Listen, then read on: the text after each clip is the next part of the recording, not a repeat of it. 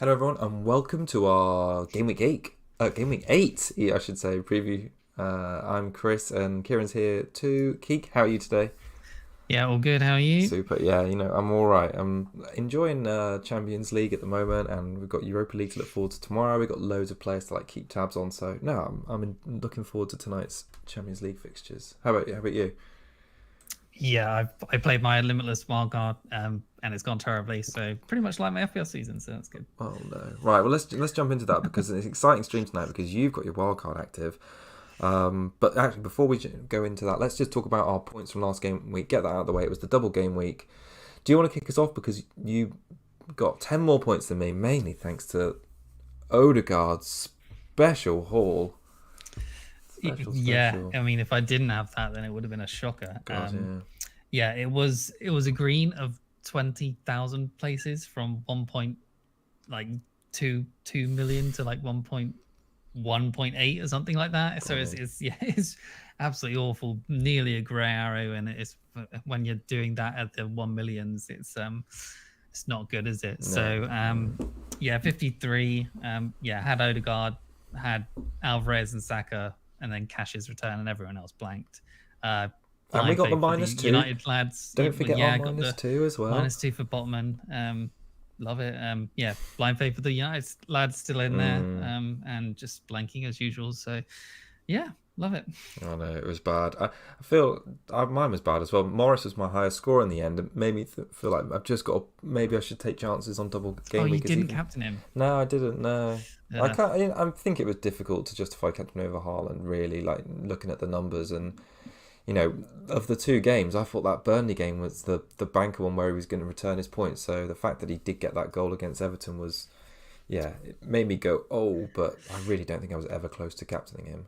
he had a penalty shout that probably absolutely should have been a penalty for I saw him that as in well. Burnley. Yeah, Yeah, I didn't know how that didn't get given. To be honest, I thought that yeah. looked like a stick on. And 43 points for me. I had the same issue as you, so I got Botman in, and near the beginning of the week, he obviously didn't play.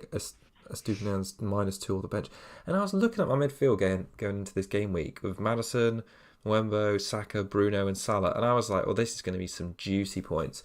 And they scored collectively, maybe I think it's 6 points more than Morris, 16 points between that lot, 4 out of 5 blanks. It was really bad. It was really bad. Yeah, there was some shockers. There was like some 20 odd point scores I saw over Twitter, and I've seen some 90-point scores as well. So yeah, again, just one of those variance weeks again. Yeah, absolutely. Yeah, a bit of a sucky one, but we move forward and we've got another game week to look forward to this week. And I've got 2 free transfers. You're on the wild card, so it's time to turn it around. I'm like 1.8 million now. It's scary. It's just the slide. And the funny thing is, it's not even Morris that's been my problem. It's been like the players who I've gone with in midfield who look like sure picks, and I'm just not going anywhere. Anyway, right, let's move on and talk about, well, I think the main thing that you want to discuss really with the wildcard up is how to spend the money. So obviously I can talk a little bit about Haaland, but do you want to lead into talking about Salah because he's on the thumbnail. He's the main man. Yeah, so yeah, obviously for me, I mean, my team value this year is not great at all. There's quite a few people up on the 103s, the 1.2.5s and Wow, stuff like that, and I'm wow, on yeah 101.2 or something like that. So I'm like a whole million behind some that's people, and it's crazy. just yeah. So it's I've got to be frugal with this Mm, wild card and try and pick players that are just going to last for a while and going to go up in price and that sort of thing. So to eventually have a decent bench boost in the later weeks. So yeah, so Salah, is he worth it on the wild card is the mm, question. 12.6 million, 31% owned now when I did the notes anyway. But the fixtures obviously are the first thing to look at. Brighton away, Everton at home, Nottingham Forest at home. So those two at home in a row is really nice. Then Luton away, Brentford at home, obviously City then, but then after that they've got mm. Fulham at home, Sheffield United and Crystal Palace away.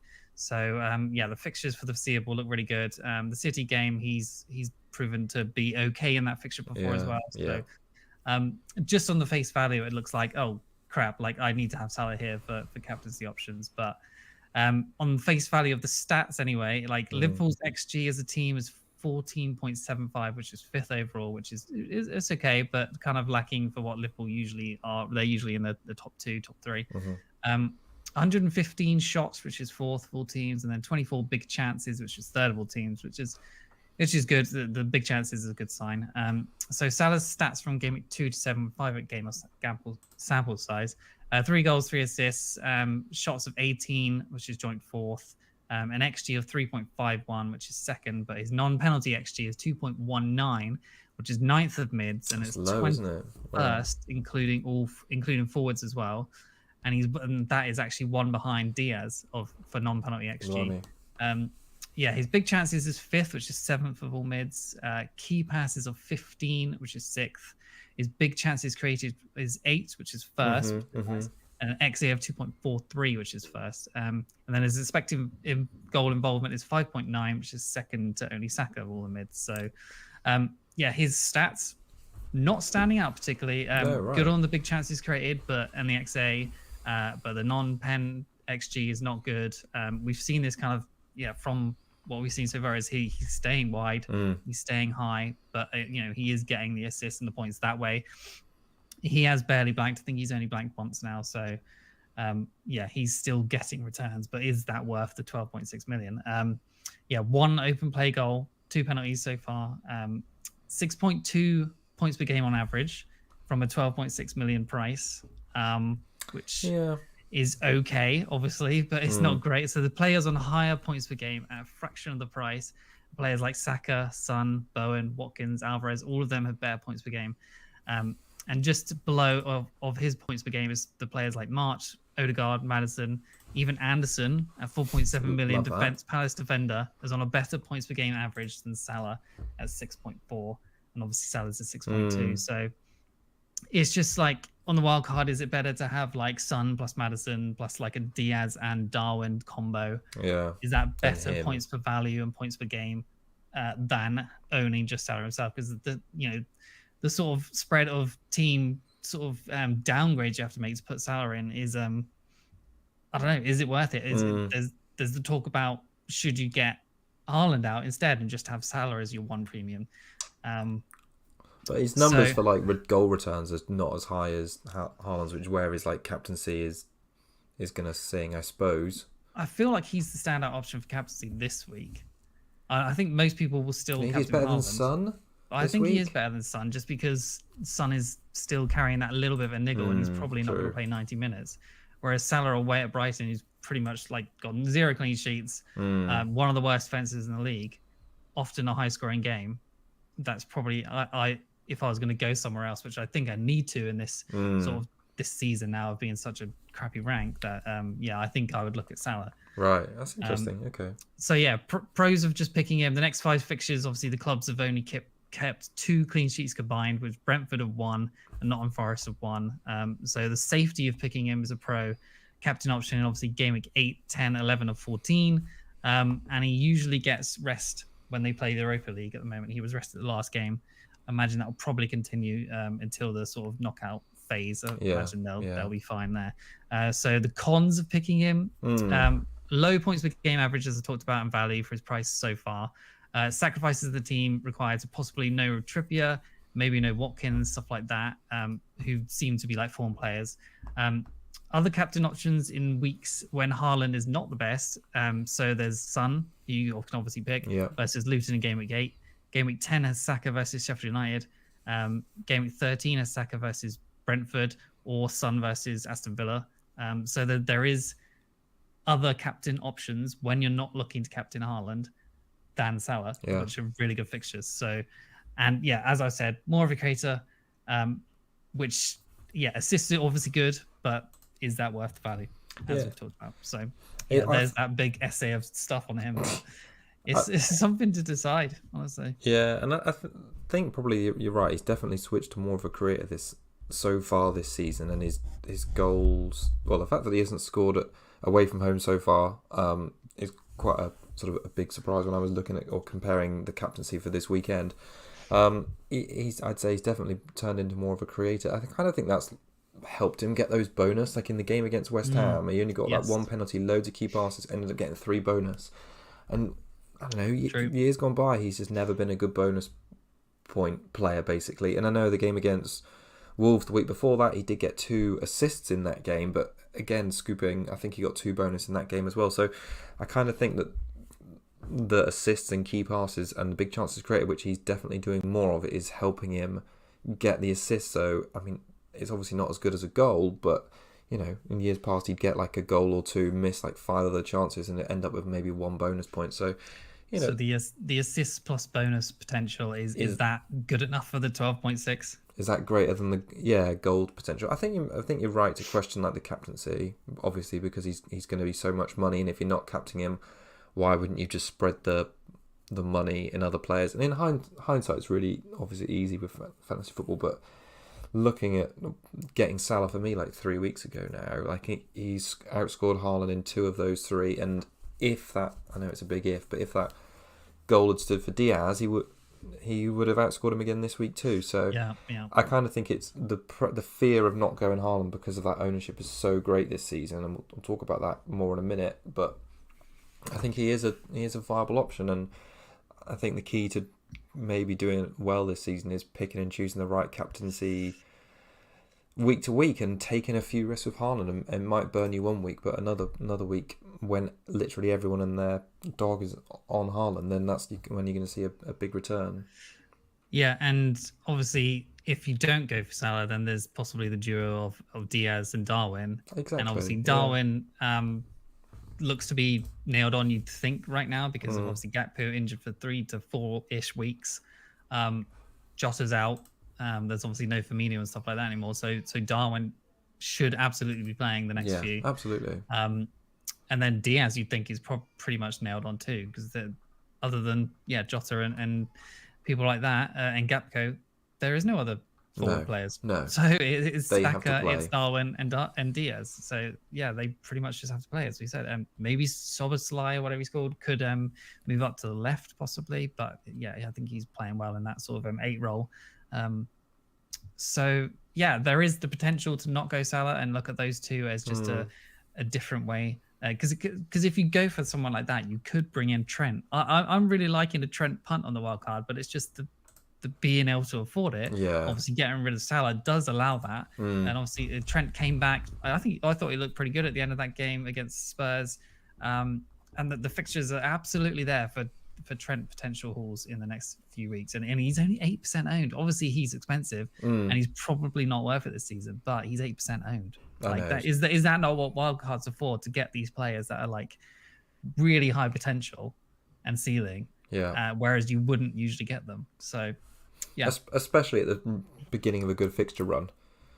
Absolutely. Yeah. Like I think I hedged a lot of my bets in having Salah in game week 4, but in lieu of not having a more spread squad, like I think I could have.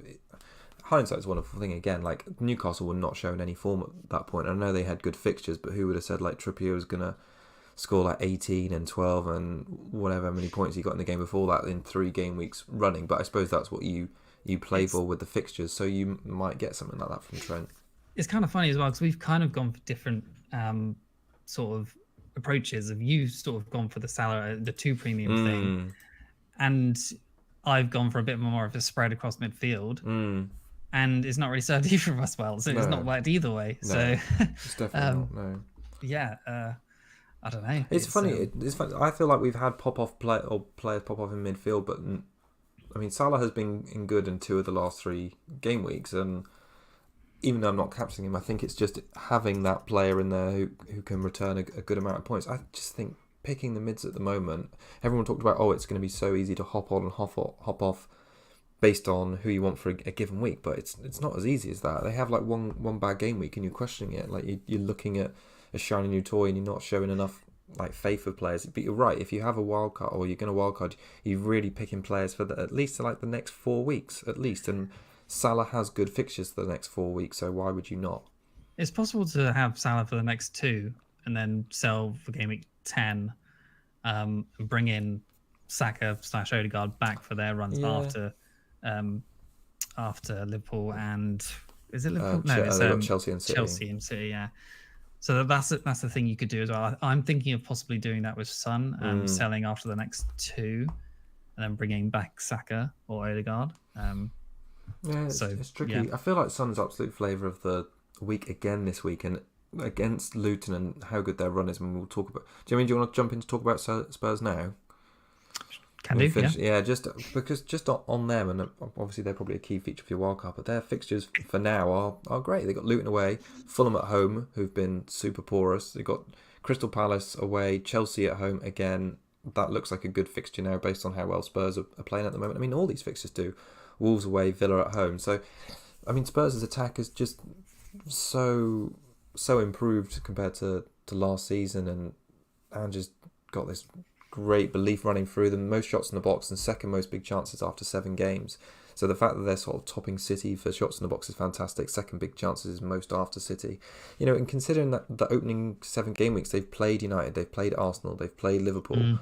I mean, and they've performed well in all those games. And that second half against Arsenal, one of the few games I've watched in full this season, they were bossing it in the second half. They were just happy to keep the ball and pass it around, and they just looked confident. And I've got no reason to think they would have any drop off. So I'm expecting more goals in this next round. Maybe not as many clean sheets because they're not there for that. But yeah, goals definitely imminent for Spurs in a big way. And Son's ownership is only going to shoot up. 24% ownership at the moment, 7 and 14 in the last 2 game weeks.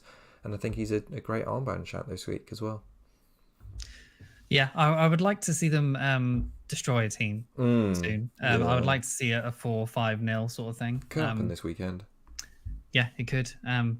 But like, you know, that Sheffield United fixture, everyone thought they would destroy them, and they struggled against a team that sort of had a 3 at the back, had sort of 8, 9, 10 players behind the ball.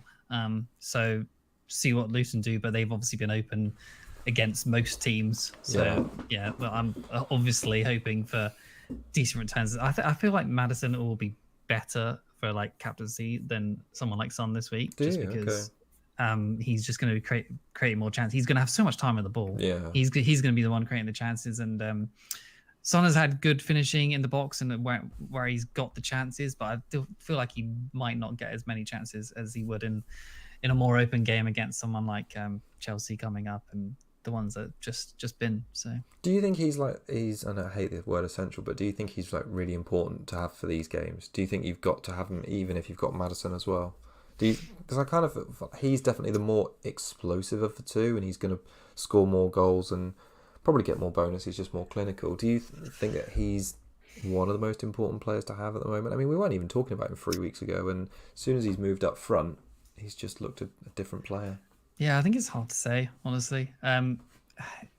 He feels a bit streaky, but like he's so good at finishing his chances, and he will get chances. So, but he has obviously got that bit of a niggle. But yeah, the fixtures are too good to probably not pick him at all. Yeah, probably penalties as well, I would imagine. I think before we came on here, I think I saw that Solomon's picked up an injury, so I think Richarlison is going to be playing as well.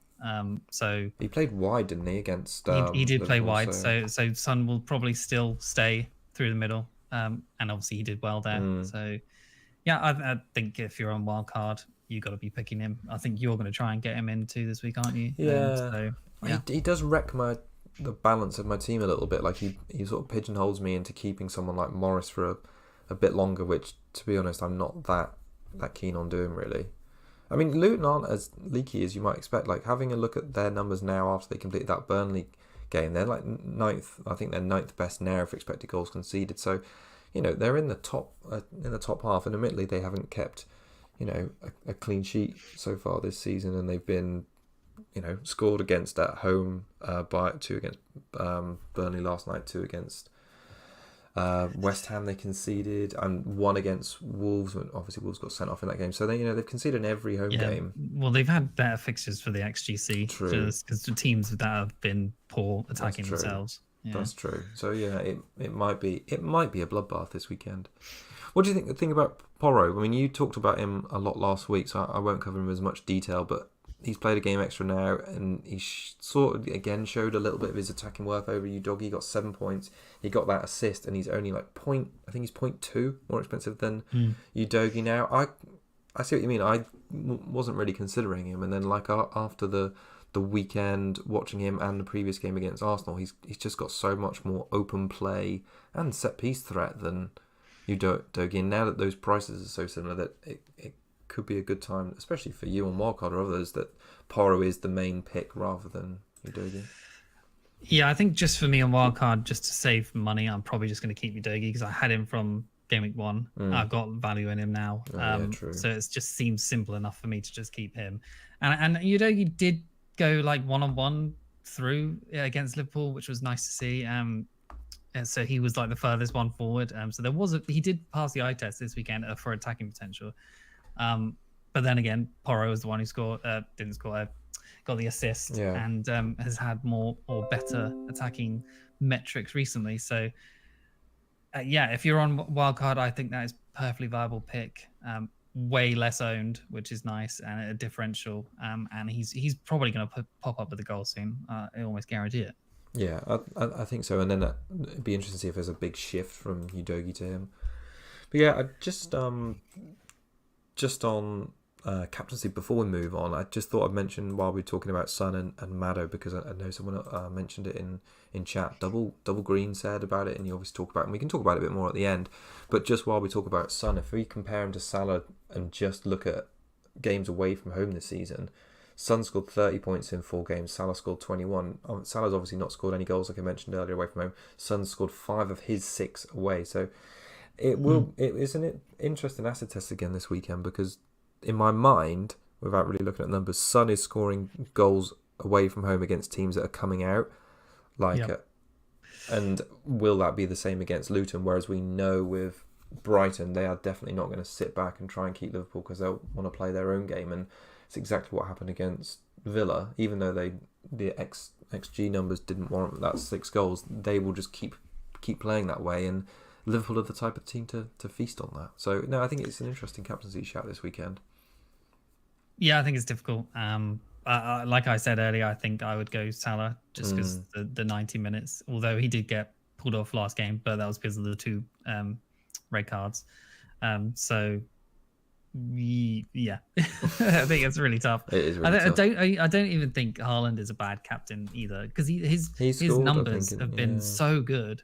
And he does score against Arsenal, and they have a really good record against Arsenal still. So I just kind of think if you're going to take a week to go against him, surely away against the team that finished second last season, it'll be the week where he gets a hat-trick. Probably. Sure God, I hope it's not. I'm really set on. I'm 100% not captaining him this weekend, and it's just whether I captain Salah. If you don't get Salah, are you gonna get Son or not then? I'm not. Well, I'm close on whether to bring, because I've got so many. I mean, we'll talk about it. So then, otherwise, you'll just go Salah. Yeah, I think it'll be Salah or Son this game week for sure. But just deciding on which one, I'm still a bit unsure there. Let's talk about someone who you're probably more sure on, Ollie Watkins. Obviously, someone who I had at the start of the season was singing his praises, and just the way I suppose the way the team or the template has gone this season with money moving into midfield from the forward line, he was expendable, but this past weekend showed perhaps why maybe he shouldn't be, and he should be more valuable than just any of the other midfielders. Yeah, so obviously 8 million now gone on back up when he did go down to 7.9, 22% owned at the moment. That's probably not putting into potential all the wild cards that we're bringing him in. So Wolves and West Ham, like his next 7 are so good. I would say the next 2 aren't amazing. Yeah, I kind of thought that. But the next 7 altogether are really, really good. Wolves, West Ham, Luton at home, Forest away, Fulham at home, Tottenham away, which I don't think is too bad for a fixture for them either. And then Bournemouth away too. So off the back of his 23-point haul, 3 goals, 3 bonus, 2 assists. That's crazy. One of the biggest hauls in modern FPL history, single game week. Good for him. Obviously he's local to us, isn't he, where he came from? So we like him playing from Exeter City. So good for him. Quietly gone about his business with only 1 blank in 7. Obviously, you should have known that and probably shouldn't have got rid of him. 5, 5, 5, 2, 5, 9, and obviously 23. So that's obviously very consistent. one assist per game. Obviously, wasn't great, which we did see some managers kind of swerve to Alvarez and Jackson, which was you. Unlucky. I know. Yeah, would he have been in my wildcard team without that haul? See, I don't Is the think. question I looked at. Yeah, I don't know. Would he? And I think I would have probably said possibly not, but I don't actually think it's that reactionary when the fixtures are still there, like really good for some time. Yeah. And Aston Villa look good. They do. So what's not to like at the moment with him? Can't imagine the Europa League is going to have much sort of rotation for him. Obviously, he rested the last game. Yeah, so the likes of him, Diaby, Cash as well, who I do have. I think those sort of three are the ones that are going to rest. I think they're going to be nailed on for the Premier League, so I don't think there's too many issues there. Yeah, so the Wolves just beat Man City, obviously, last week, which is the next fixture. And then West Ham are no pushovers. But having said all that, West Ham are 18th for XGC of 14.53. And then Wolves are 16th at 12.65 XGC. So there's obviously goals to be had against both of these teams. And yeah, with Villa's form, why not Watkins, who's obviously proving as consistent. So game week 2 to 7, he's had 20 shots, which is third of all fours, big chances of 7, which is third, and XG of 2.75, which is fifth. But 13 key passes, which is joint first, 2 big chances created, which is joint first, and XA of 0.43, which is eighth. But he's had a 53% goal involvement, which is over half of Villa's goals scored he's been involved in.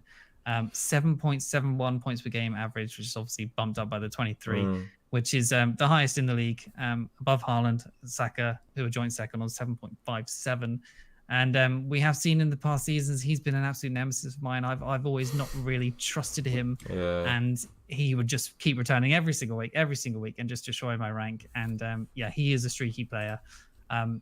So I expect he's going to keep chipping in with goals, assists. Yeah.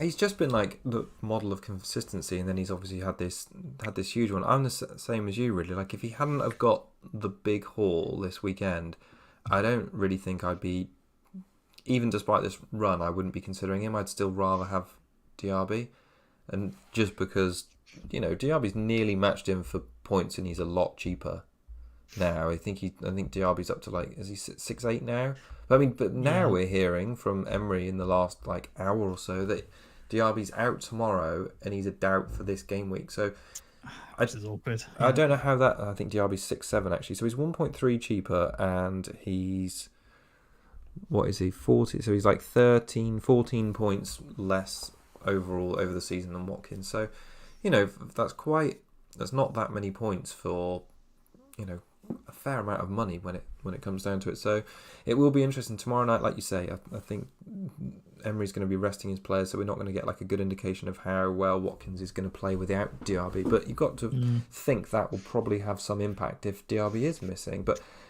You're right, I don't really rate the Wolves away fixture. It's not like a haul game.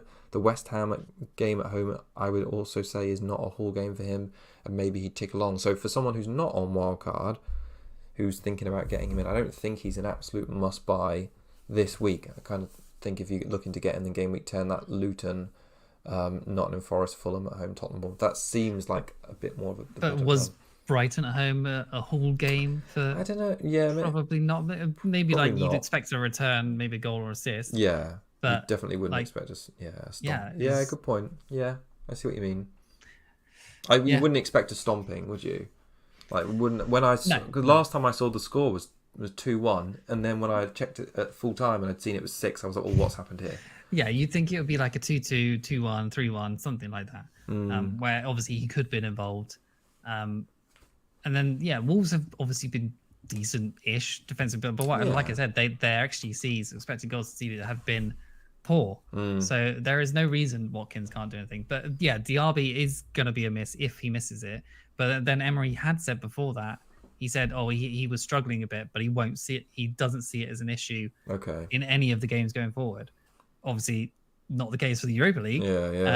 But he was probably going to be rotated anyway, so it's probably something to him just saying, just like, why is he not playing or something like that. Yeah, he's just like, he's just, he's not ready for this one. Like, it's just an excuse to say why he's not playing. Yeah, it's interesting. I don't really know. How set are you on Watkins on the wild card? I was surprised when I saw him in there, to be honest, because I know you're not the biggest fan. Uh, yeah, the consistency is. I think we've been. I saw it on Twitter quite a while ago. Someone said like, other than Haaland, who was the most consistent striker in the league? And it's Watkins. Like Watkins is second, probably the best striker other than Haaland in the league. Yeah. No, I agree with that. And he has been consistent. So if he's just going to tick along at 8 million with a goal, assist, and then possibly some hauls thrown in there with the fixtures, then that probably is enough. Like you picked him at that price for a reason at the start, and you just got unlucky for selling. It does make me think that like if you compare him to someone like Son, like who is the better value option over the course of the season for someone? Because I think it's an interesting decision, especially for me. I'm sure others are in that same decision. I don't have either this weekend, and I don't know who I would put more stock in because both have got good fixtures, but I could probably only get to one with, Son has the better fixture just on the paper. He does have the better fixture just on paper, but then we're talking about like a long-term pick. But no, it's interesting. I think he is obviously really valuable for Villa and for us as FPL managers, and I think he's going to continue to be to tick along with the occasional big haul. Yeah, at the same time, there's the explosive differential in Darwin, who's cheaper than Watkins. True. Who's got probably a really good fixture this week in Brighton, where like Liverpool are going to be playing angry after that game. True, I think they are. Yeah, there's that you could go for, and if you could just put Diaby in there, who hopefully he'll be fit as a sort of stopgap, to cover Watkins a little bit. That's not a bad option either. No, true. No, yeah. I like I mentioned last week, I don't mind Darwin at all, and especially now, typical that he was benched, but now that Joshua and Gakpo have got injuries, I mean, he looks nailed to start, and if he can get like the next 3 games, the away game against Brighton and the back-to-back home games against, was it Everton and was it Forest they play at home after that? It is Everton then Forest. So there's 3 great games. Should we talk just a little bit about, move on and talk about another midfielder? Should we just talk about Saka, because he obviously picked up that knock last night. Before that, and it looks like, I think Arteta said afterwards, it looks like a bad one, and it was quite innocuous. He was like doing possibly something a hammy, I think. Yeah. Back. Well, that's really interesting that if it is a hamstring. I mean, they've been playing him into the ground. Like the number of games in a row he started, and he never seems to get like a proper rest. I mean, I know some players are just built like that and they can just keep playing like Fernandes, but there comes a point where, especially he's young, he might get like burnout. But it's interesting. He nearly injuries probably caused another injury. Yeah, that's what's happened. Yeah. Yeah, true. But he's been playing. I mean, he was nearly dropping in price before that game, and I expect now people are going to just hit mass transfer out. So. Yeah, it's an interesting one. I'd written about reasons to keep him, really, even despite the fixtures. I mean, if he is fit for this weekend, I don't see any real reason to get rid of him. People are citing that Man City and Chelsea are difficult games, but I mean, he's just been relentless so far this season. He scored against City at home last season, assist against Chelsea away last season. The only fixture in I think his next 8, which would worry me, is the Newcastle away game where he didn't do anything last season, but how good he's been this season. I think he's the first, I think I read a stat that he was the first player in the top 5 leagues to get like 10 or 15 goal contributions at this point in the season. So, nice. If he continues at his current rate, which, I expect he's not going to, but let's just say his current rate at 7.6 points per game, we're looking at a 288 point season. And he's obviously going to be like miss minutes and miss the odd game, but his attacking returns so far have been fantastic. He's only blanked in 1 game so far. So, I mean, if you're taking him out because you think he's got 2 tricky fixtures coming up, I just say, don't do it. I mean, City haven't got Rodri this weekend. They've lost 2 games in a row now from Rodri being out. That Newcastle game in the League Cup. Was it League Cup? It was League Cup, wasn't it? And then they lost against Wolves. And then the last game he's out is this Arsenal. So, like, Arsenal's best chance of beating City without Rodri, their key player, in there is going to be this weekend. So, but he did there. That's yeah.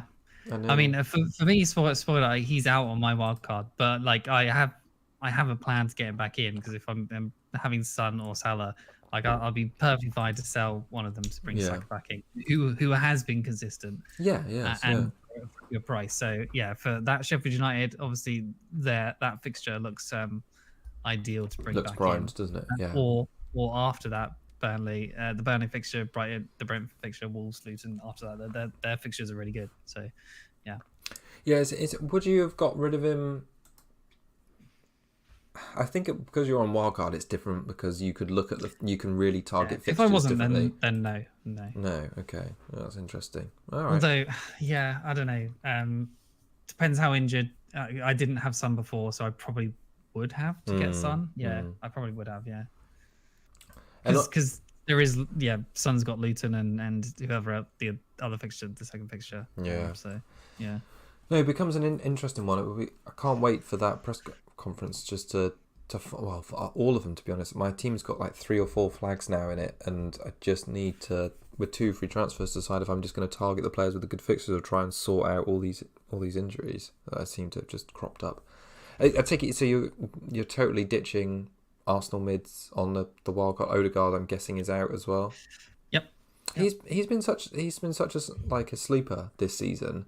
I think I mean, I had a look at his numbers just to see if he'd been doing anything quietly, but he's not been great. He's at expected points of 19.4 in the last 4, and he's overperformed that slightly. And he's only had 5 shots in the box, 1 big chance, but nothing to get excited about. But if you compare him to Bruno, he's provided such good value at that 8.5 million slot, and we know in the same way Bruno is important for United, Odegaard is for Arsenal. I think there's some point at the season I'm just going to have to, a bit like last season, he's worth getting again because he will tick along and drop the occasional big double digit. And I think for 8.5 million, he's a bit like Watkins in that front, that you're expecting maybe an assist per game and then occasional big haul, and he's nailed on. Yeah, I think for me, when I had him, he was the safe option. In that, I obviously knew he was always going to play. I didn't really have to worry about him. Yeah. And then he's kind of like in Alvarez, whereas like when he's on the field, you always know that there's the chance of him getting something. Like he has a great chance to do something. Whereas Alvarez, you think, oh yeah, he's just going to get something. Whereas Odegaard's not quite that, but he always has that potential of those sort of just, he's got the set pieces or whatever. He's got the shots from the box, and he's obviously got good players in the team to provide for. I feel like he's a bit more of like a safe when he's sort of attacking. He's a safe kind of assister. I don't know, he doesn't seem to play the killer ball as much as he probably should. But obviously, he is good for FPL. He is consistent of being like, he's not going to return every week, but he always has the chance to. So on the wild card, he's not for me at the moment. He's probably not getting a 17-point haul again. Like I picked him in Champions League last night against Lens away. I thought that'd be, or Lens or whatever it is. Thought that'd be a really good chance for him to return. And he did his classic of just getting 2 points and nothing. So yeah, it's tricky to know what to do. Suppose you're not looking to get him anytime. No, I'm not looking to get him, but he's a million cheaper than Son in midfield, for instance, and from that Sheffield United game, Arsenal have a really good run, and I think if you're looking to, or you don't have the budget to get to Son, I think a player like Odegaard in a team like Arsenal is going to return good points. I mean, he's only scored 6 fewer points than Son so far this season, and admittedly he's not explosive and he's not a captaincy option, but he's still putting up good returns. I think he's got 1 fewer point than Salah, and he's a lot cheaper than him too, and we saw last season that he will just tick along and get good returns. So maybe we need to embrace these boring picks, keep more. Oh, well, you have been. I had him. That 1 less point than Salah must put you thinks like, oh, like spreading the funds probably was the best idea, but you just got to pick the right ones, and I obviously haven't. I did in Odegaard and Saka and Maddison, I suppose. But just keeping the Brunos and the Rashfords was just the absolute wrong decision. It should have been in Mbeumo at the start. It should have been Son recently. It's just getting the right ones, isn't it? And Mbeumo has been an absolute cack for me in the 3 games I've had him. And he was like a definite transfer out this weekend. But now that I've got these injuries, and I look at how United did last night and how probably going to score. I kind of think I'm going to keep him for the United away game now because that looks like the game he's going to return in. And after that, they've got Burnley, Chelsea, and West Ham. Their fixtures are still pretty crap after that, but at least he's playing 90 minutes, and some of my players might not even do that this weekend. So anyway, we'll see. Yep. Do you want to talk about Man United before we just move on and talk about our teams and? So reasons or time to take out the trash I've put in the notes is my United assets. Obviously, I would have sold one to get some this week if I wasn't on Wildcard.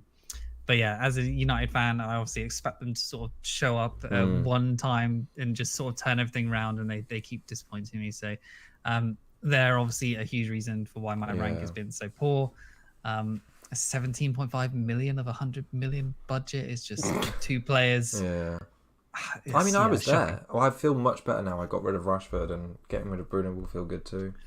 And obviously, watching them last night, they created quite a lot of chances against Galatasaray. Like Højlund looked great. He did, didn't he? Yeah. Højlund did great, and I even put him in my draft for like 2 minutes last night as just like a sort of a reason to have United players for the next 2. But then again, then they just went and lost in the last minute, and it's just like, is he 7? Is he 7 million? 7.1. So he is. Who's bought him? Who's buying him? Yeah, cheaper than the Watkins with good fixtures as well. Anyway, Bruno, he's had 2, 10, 1, 2, 12, 1, 3. So 2 double digits, 5 blanks. Rashford 2, 3, 2, 7, 7, 2, 3. 5 blanks, 4 returns between them.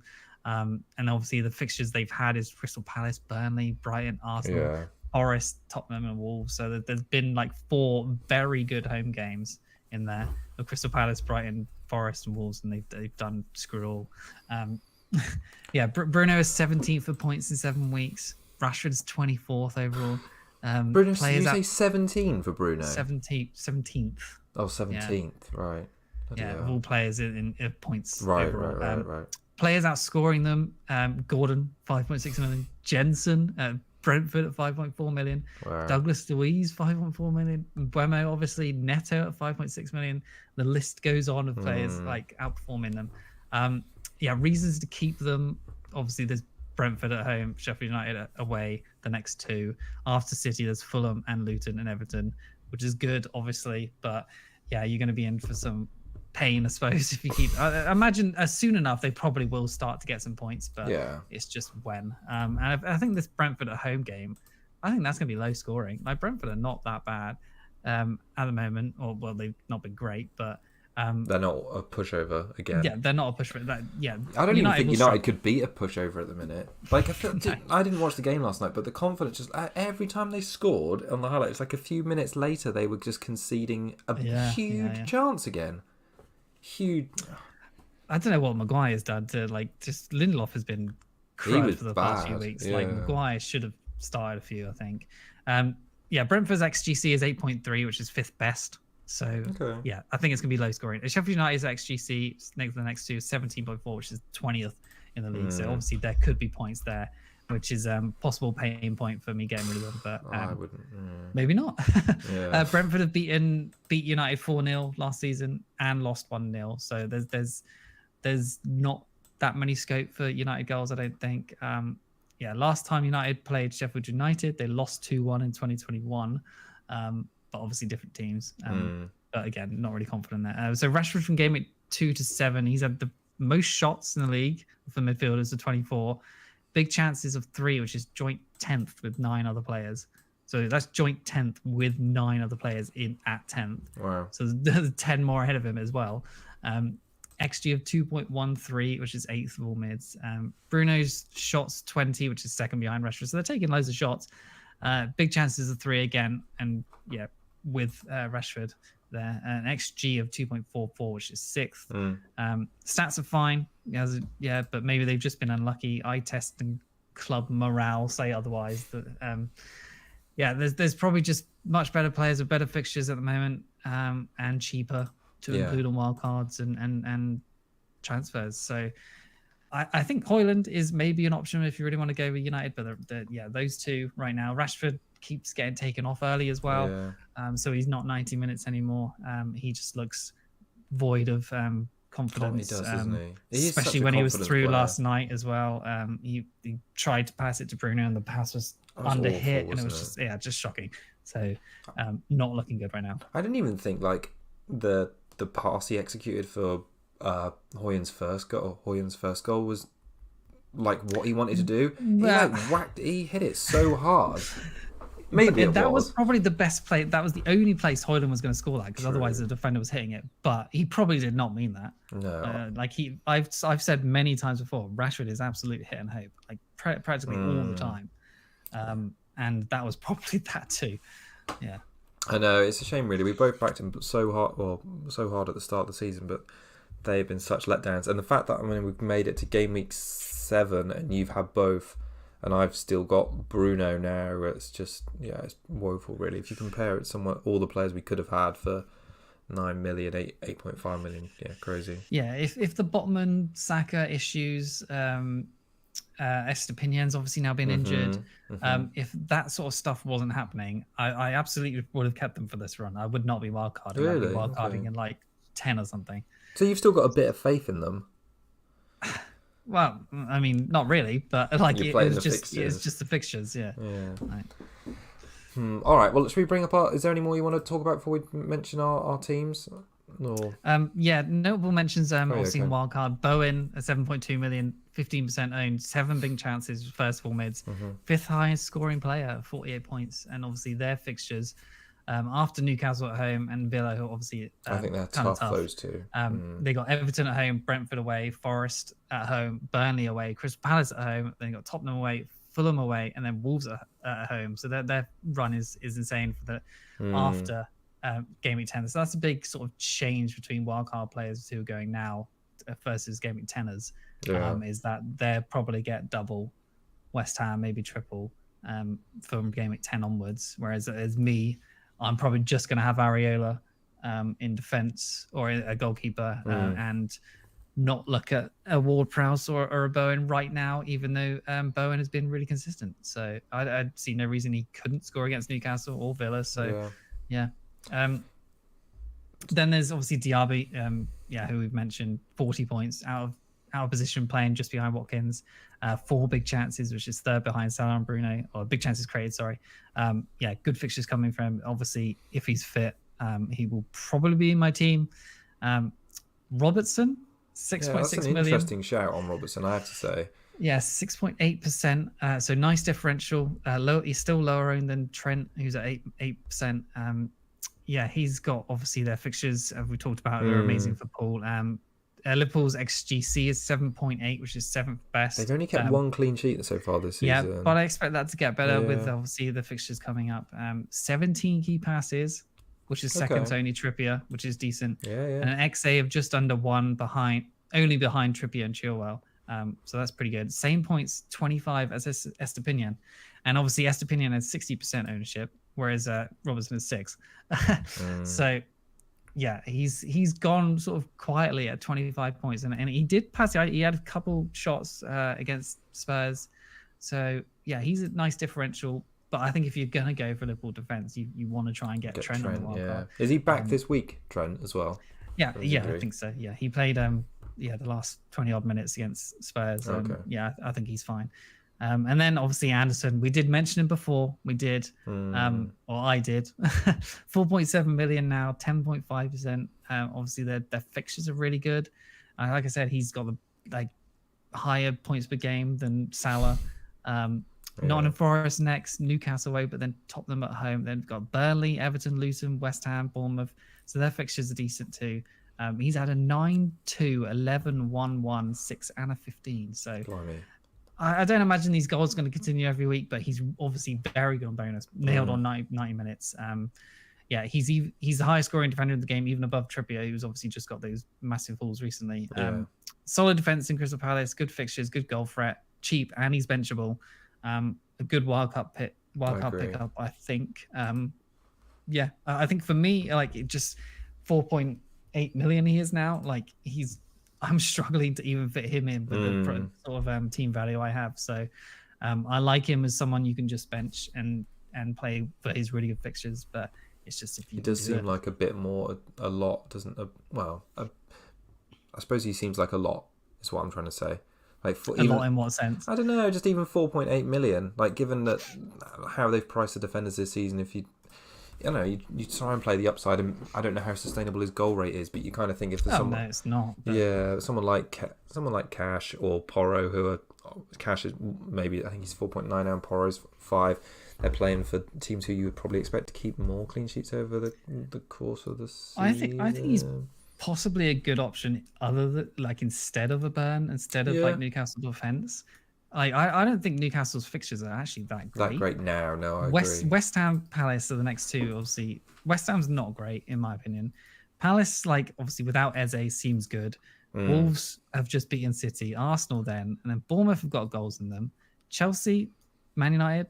I'm tempted to not go with any Newcastle, honestly. I think they had their they have good had their run. Bankers, yeah. And now they're moving away from that kind of thing. Yeah, Burnley, Sheffield United, Brentford, those three were the clean sheeters. Yeah, definitely, and they've done that, and we've missed them all. Yes, yeah. Obviously, Botman miss. I only got one return from the Botman transfer. Oh, you did get a return, didn't you? Yeah, the 12-pointer as well. Trivia went mad. Yeah. Crazy. All right, let's bring up our teams. Do you want to talk through yours first, just because it's the wildcard one?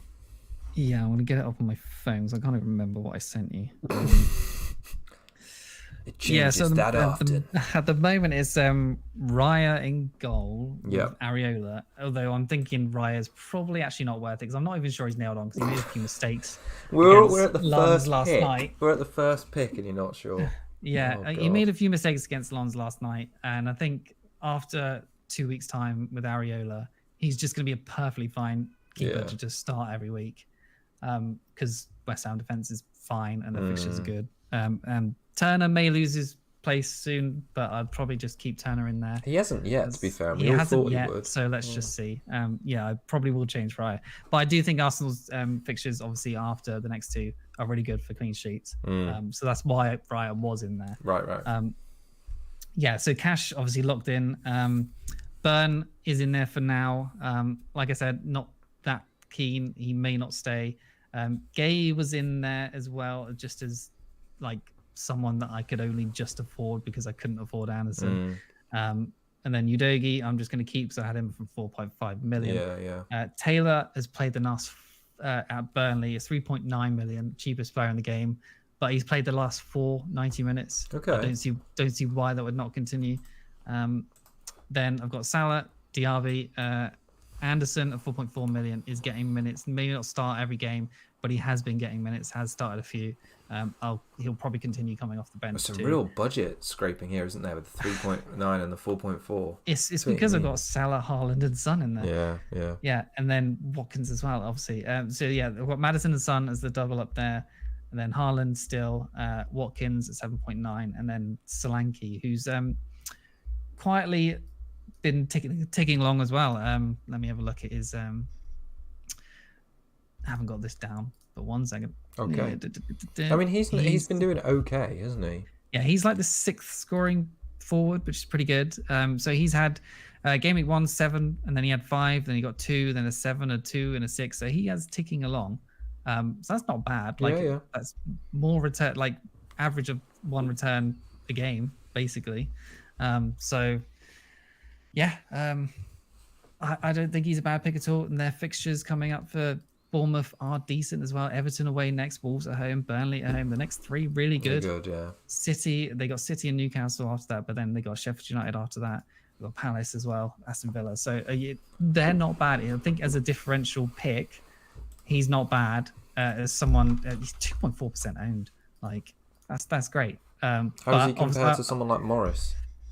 Like, how much is he on the stats? I'm not sure. You don't want Morris, do you? No, I haven't looked. No, I don't really want Morris.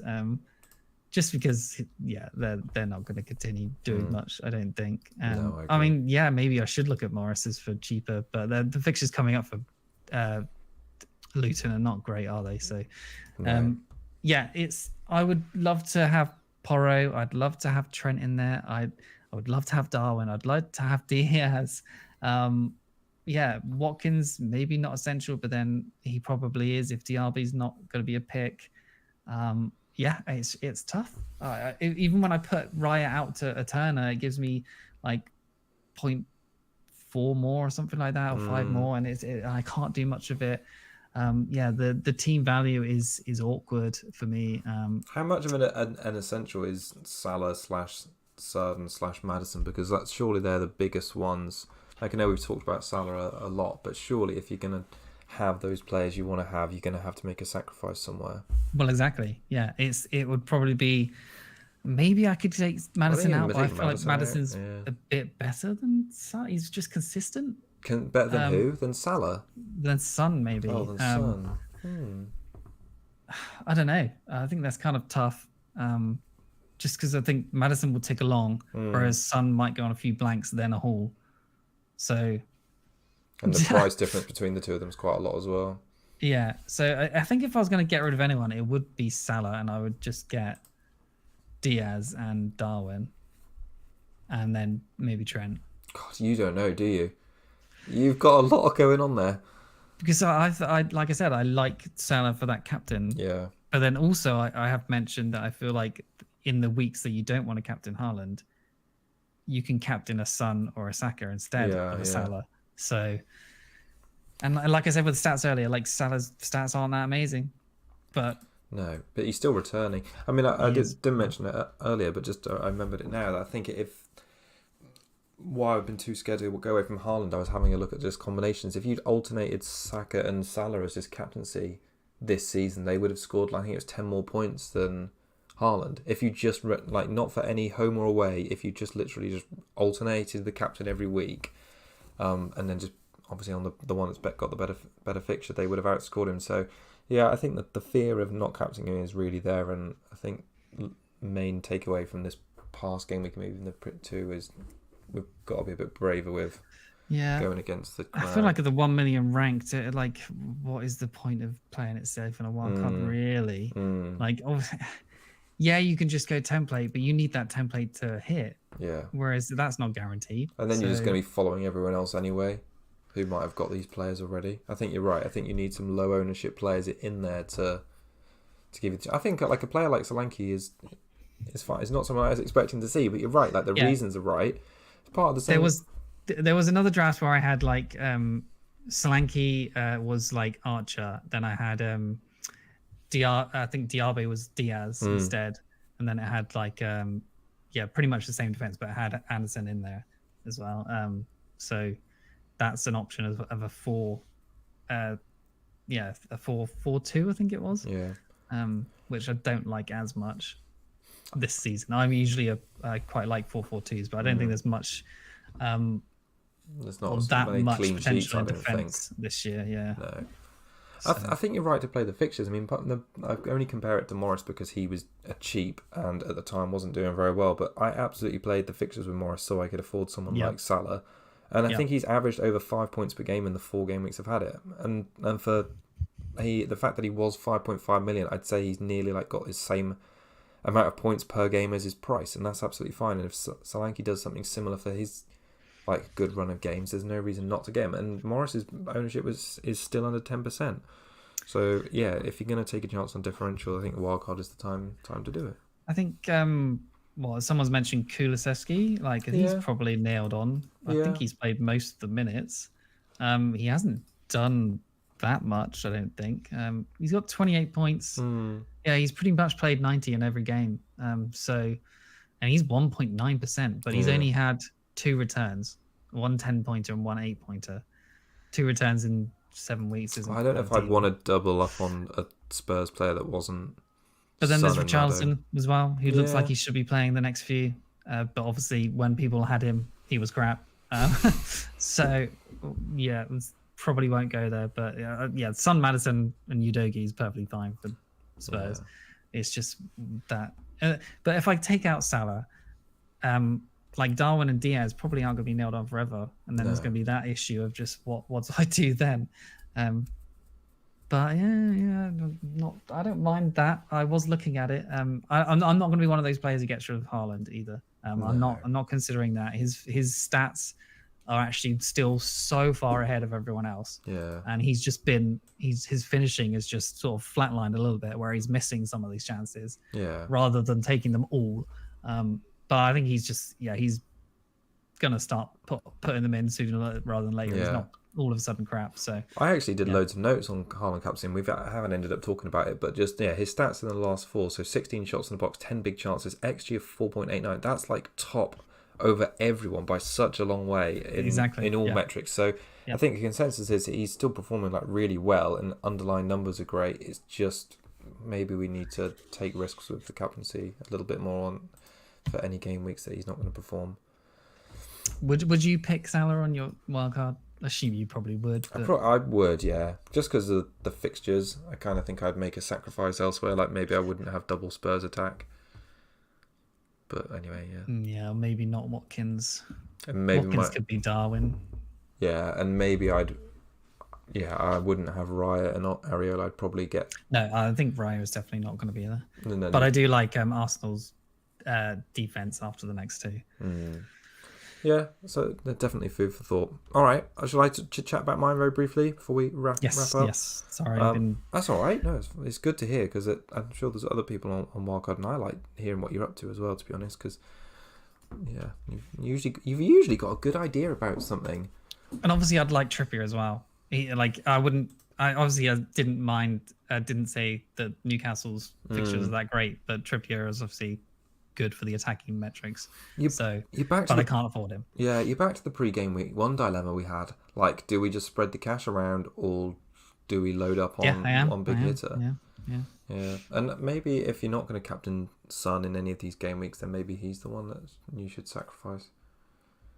But I probably would do that. If I didn't have Salah, then I absolutely would be captaining Son in some of them. Okay.